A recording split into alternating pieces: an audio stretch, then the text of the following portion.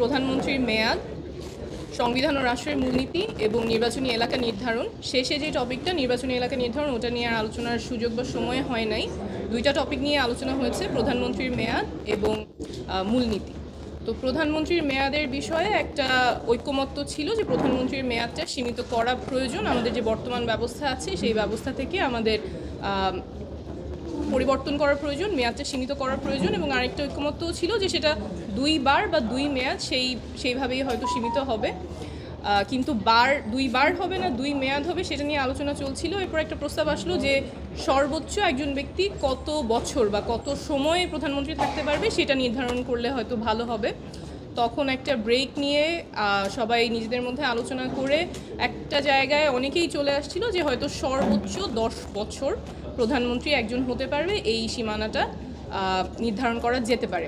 আমাদের national citizen পার্টির পক্ষ থেকে আমাদের প্রস্তাবনা ছিল যে একজন ব্যক্তি 2 বার শপথ নিতে পারবে, এই জায়গায় আমরা সীমা নির্ধারণ করার কথা বলেছিলাম। কিন্তু যদি ঐকমত্যের স্বার্থে সবাই সর্বোচ্চ 10 বছর বলে বা সময় নির্ধারণের ক্ষেত্রে আমাদের সেটা ফ্লেক্সিবল থাকবে। কিন্তু এরপরে আলোচনা আসলো যে আসলে মেয়াদ যদি সীমিত করতে হয় তাহলে তার পাশাপাশি আপার হাউস পিআর এবং এনসিসি এইগুলো আলোচনা করতে হবে।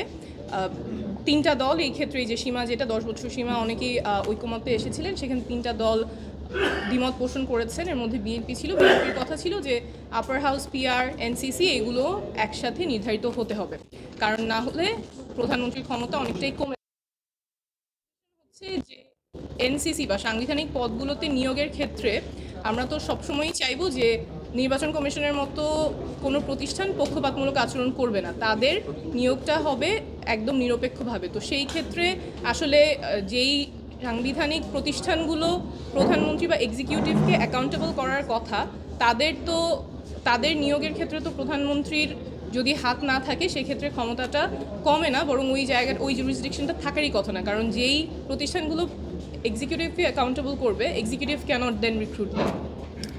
এরপরে আমাদের আলোচনা হয়েছে